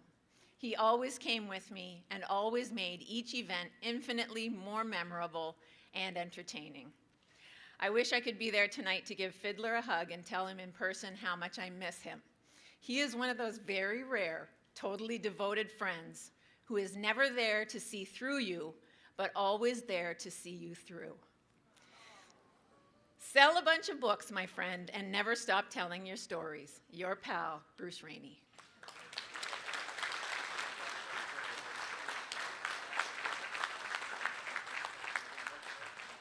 Well, thank you very much, Tracy, and it's so nice to hear from you tonight. And on behalf of Bruce Rainey as well, Tracy Lightfoot, senior CBC producer and part of the book launch here this evening. You're right, it has been a special night.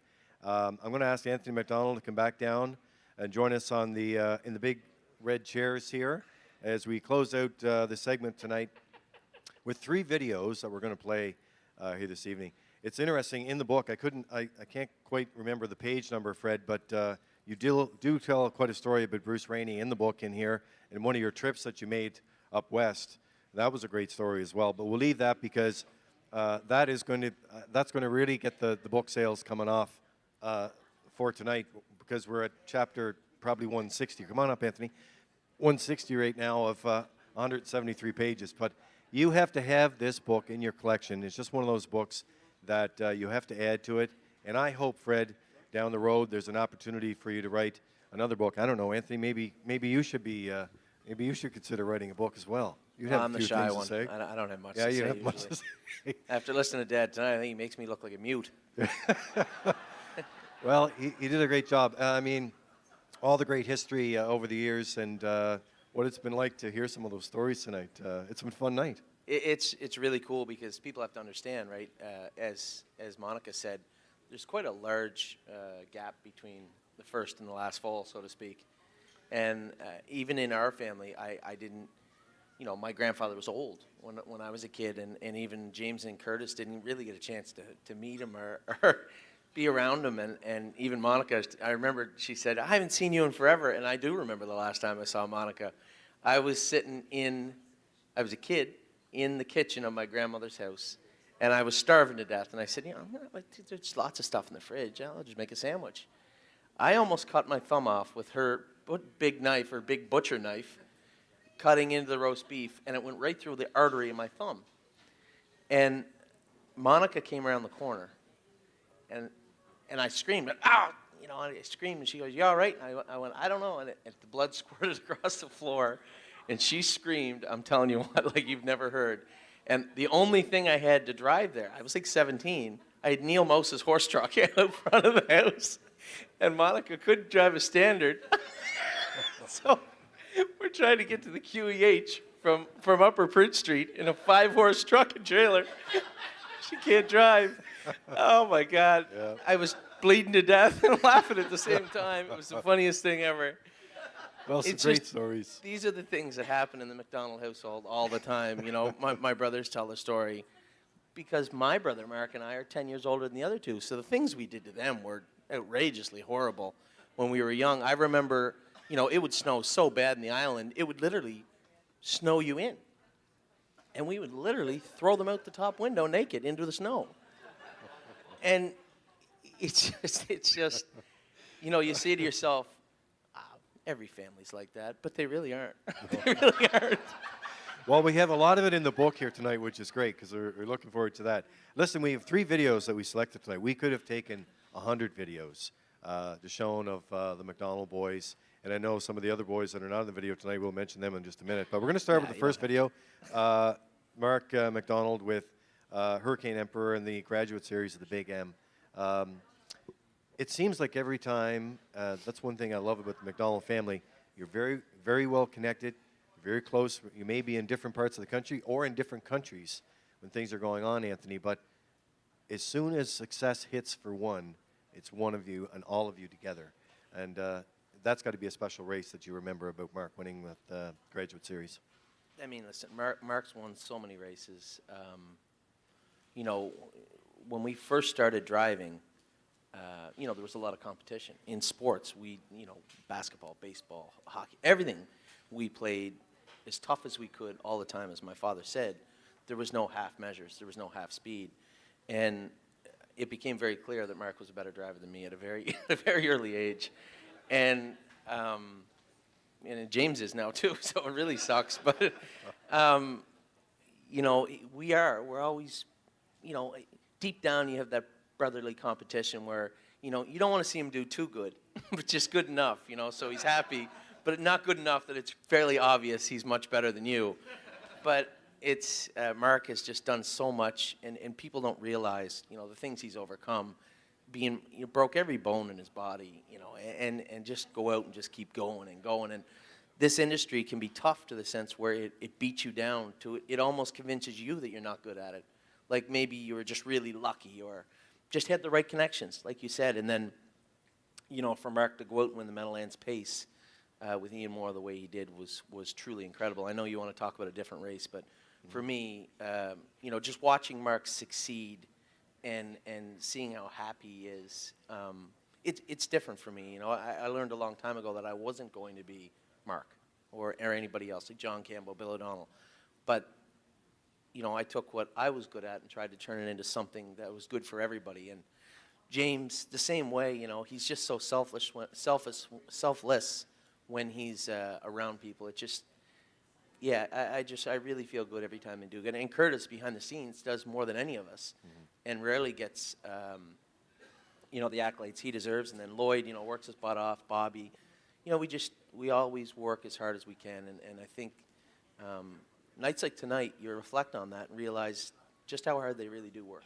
Well, I've worked closely with Curtis just recently. We launched a new graphics package here with Red Shores, and it's really helped our business. And with Lloyd, of course, being the first one to take the Gold Cup and Saucer, that show, you know, global at the time, back in the day, was really something else. And Bobby, of course, is still, he's here in PEI. I know he's helped you with horses, with your farm as well, and known as a very well blacksmith. So it really is something else. We're going to roll the first tape here. We are getting out of time, so we're going to roll the first tape. This one is Mark McDonald and the Graduate Series, Matt, at the Big M. Graduate Series final for 4-year-old Pacers. Here they come. Race 9. And they're off, and it's Brassy Hanover out fast on the far outside, working on a mystery, shoots out with Dancin' Lou between horses, and Century Pharaoh protects the rail there and cuts the corner into the first turn. Brassy Hanover and Scott Ziron to the front. Century Pharaoh working on a mystery, goes up on the outside as they get set to pass the opening quarter. Dancin' Lou fourth and gaining, so Shamwell's going to settle in fifth on the inside. Black Hole going up for Brennan from sixth on the outside past the quarter. Then it's Hurricane Emperor, caught 3 wide. Better's Wish at the rear of the field here. And then it was a Flame Hanover on the inside and Captain Victorious. 26 flat opened it up here. It was working on a mystery, but now on the outside, Dancin' Lou. Brian Sears and Dancin' Lou takes it away from working on a mystery. Black Hole's right there to pounce on the outside, apply immediate pressure. Hurricane Emperor second over, fourth on the outside. Lots of action, lively clip. Brassy Hanover shuffled back now. And now Better's Wish gets involved. He is already fifth on the outside, third over. 52 and 3, dazzling half mile here in the graduate final. And on the outside, Black Hole is parked. It's Black Hole slugging it out with Dancing Lou on the inside as they head to 3/4.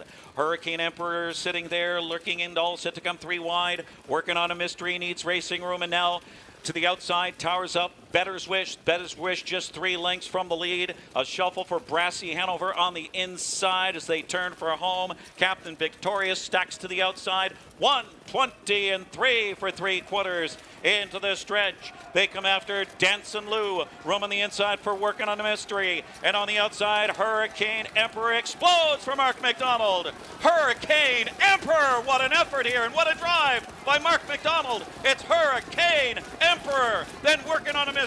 Danson Lou and Brassy Hanover in 1:47 flat. So there's Hurricane Emperor. There's just another great example. Yes, big round of applause. As Anthony said, Mark always seems to have the horses in the best position in those big races. He was third over and second over, and to explode through the stretch like that, just an awesome drive there. Yeah, I mean, not a lot of people, if you go back and watch that race and you look at what Mark's doing leaving the gate, he's looking left, he's looking right, he's trying to figure out in a split second where he needs to be, and he ends up in the right place. And you're lucky sometimes, but you're not lucky all the times. And he just always has the horses in the right place to execute what he has to. And the connections of the horse, had the horse ready to go. The trip worked out great, but it was a trip that he worked out for him that worked out great. And I think anybody that knows Mark really well knows he's a world-class driver. And that's not something to be. We come from a family of baseball players, and everybody in here can probably play baseball. But I don't know anybody that's an MLB player in here, and it's quite something different to be at the top of your game and win races when you're racing against the best in the world that are at the top of their game. That's quite something else. Well, Ken Workman will be joining us here in just a couple of weeks, part of our Gold Cup production from the Big M in New Jersey. We'll talk more about that story with Dr. Ian Moore and Mark McDonald. Over next, as we said, we're getting tight on time. We don't want to be kicked off the airwaves here because we have 2 videos we want to show. The next one is the Canadian Pacing Derby with James McDonald. I remember this story, Anthony, back when we did the virtual tack room, and just how important this was and what a great win this was for James. He told me in that interview he still got the fist pump and that big picture in his wall, and just how another incredible moment for the McDonald boys at that time. Before the draw of that race, I'm very, very good friends with Mark Weaver Buscemi, that owns that horse, and he had called me on the phone and he said, I think he was bringing 3 or 4 horses there, and he said, which one should James drive? And I don't remember telling him, he should drive this one or that one. But I was just so happy that they were going to list James on a horse, and I remember seeing the program and thinking, there's a lot of speed in there. It's, but it ended up working out great for James. He sat at the back and, pounced on some deadwood in the middle of the track, but he again has the horse in the right place at the right time. Doesn't get excited, doesn't get worked up, doesn't get worried. When you watch James on the track, he reminds me so much of Mark. It's really uncanny. Let's have a look. Matt, the Canadian Pacing Derby, James McDonald. Field picks up speed. Here they come. Great looking start. There they go. They're often pacing in American history. He's going to sprint out down the center, backstreet, Shadow going with him, and Better Swish on the inside. McDonald pushes button on him. He gets into the top 3. There's Century Pharaoh sprinting out. He's parked into the opening turn. Also into the mix there is Shake That House, Danson Lou, as they get into a little bit of traffic there into that opening turn. Then it's back to This Is the Plan, followed by Sintra, Dorsaduro, Hanover, and Filibuster Hanover. But it's American History parking to the quarter, 25-1. American History makes the front.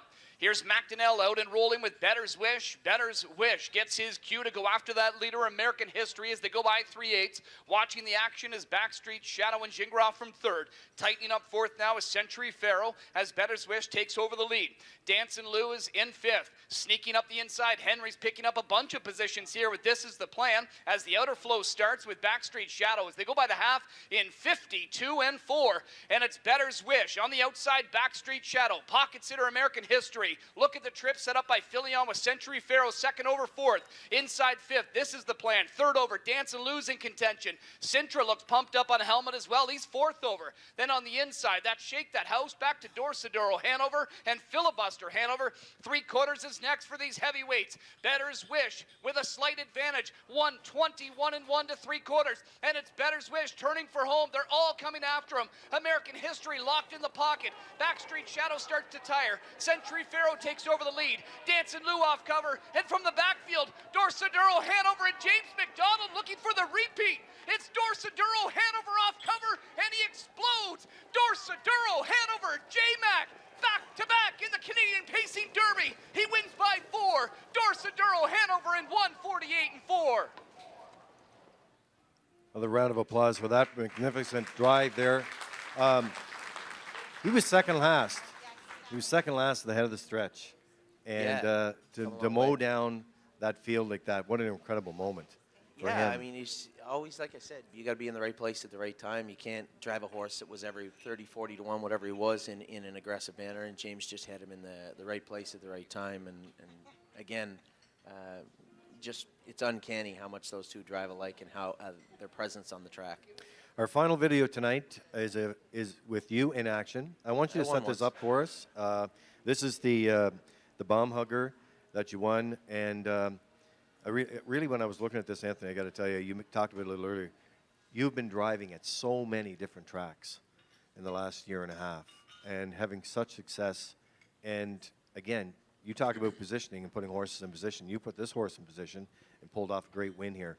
But you've driven a lot of tracks and had some great success, a lot of great horses all over the globe with your owners.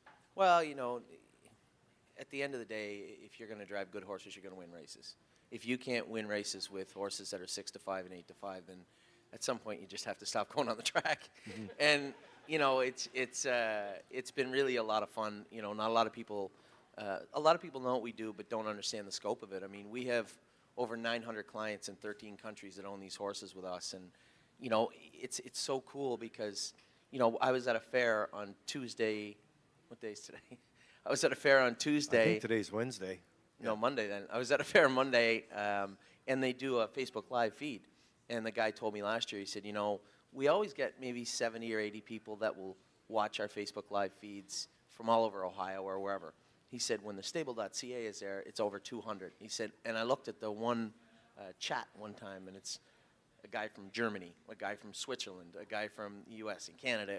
It was so cool to see everybody having such a good time. And as I said, I'm never going to be able to drive like Mark or James, but they're never going to be able to do what I did either with the stable. And it's just been a lot of fun. It is. Along the way, for sure. Well, we're going to play this videotape, and we're going to come back and wrap this up. And here is Anthony McDonald in action with Bomb Hugger.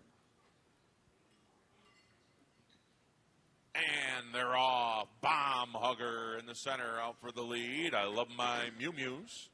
Speeds it up from the inside as they head into the first turn. And off stride at the back was Angel's Folly. Your leader into the turn. I love my Mew Mews. Shown the way by 2. Bomb Hugger is second. Cash Infusion also makes a break. So the 4 and 6 off stride. To the quarter pole they go. On the inside second, that's the 5. Bomb Hugger. She's a scorcher. Next in line with Pioneer Os fourth. 28 and 4 for the quarter. Then we come back to Getting My Steps In. The 2 breakers. Cash Infusion. And Angel's Folly around the turn, past the 3/8 now, up to the half. Andy McCarthy, and I love my Mew Mew, showing the way by a length and a half. On the inside, second, good trip for Bomb Hugger and Anthony McDonald. She's a Scorcher is third, and fourth, Pioneer Os.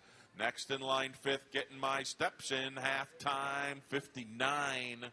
As they head around the tops turn and roll to the 3/4 pole, I love my Mew Mew showing the way. What a trip here for Bomb Hugger. Pioneer Os to the outside third. She's a Scorcher the inside fourth. Now moving better in fifth. Getting My Steps In. They head to the 3/4. I love my Mew Mews. 128 and 3 on the outside. Second now. Here comes Pioneer Os and Morrill. Inside third, Bomb Hugger. Off stride goes She's a Scorcher. Off stride goes Pioneer Os. Top of the stretch, I love my Mew Mews. Bomb Hugger Getting My Steps In on the far outside. Here comes Bomb Hugger to take it all. I love my Mew Mews. Getting My Steps In. 158 and 2. Well, ladies and gentlemen, there's Anthony McDonald in action tonight. So Undefeated filly there, you were saying. They were going for $50,000 in that race. And again, you've done such a remarkable job on the track and off the track. And I will tell you this, Anthony. You've always supported the Gold Cup. You've come close, very close. There is a segment in this book here I don't where it wanna says, talk about it, really. I know, that says that I called you for win that day. Well, it was so close, I thought you did win it. But you know what? You will win it because you're determined, just like all the McDonald family. I appreciate your time tonight. It's nice to have you home. And great to be home. thank you for joining us tonight. I appreciate it. No, it's my pleasure. I you know, as I said, once in a while you forget how important it is to get back home, and it's really just even though I'm only here for a day, and hopefully I can come back for Old Home Week, it's just it just really puts a bounce in your step to be able to get home and recharge your batteries and be around, you know, your family. So I appreciate you letting me come here tonight, and Dad writing the book. I mean, it is a good book. You know, you hear people talking about it. It just means a lot. It means a lot to have my father tell a story like that, because he's told so many stories that should be written down. It's nice to have him finally write some of them down. All right, ladies and gentlemen, it's called A Tale of Two Fiddlers. It's by Fred McDonald, The Early Days of Sport and Life in Charlottetown. We appreciate your time tonight. For those of you who are watching us on the broadcast tonight, we're going to say goodnight to you. Thanks for joining us. A big round of applause, ladies and gentlemen. Make sure you get a copy of the book here tonight. Thank you. Yeah. So Matt is going to take us off the air. And once we're off the air, ladies and gentlemen, we do have a special segment just for you in-house tonight. So stand by for that. And thanks very much.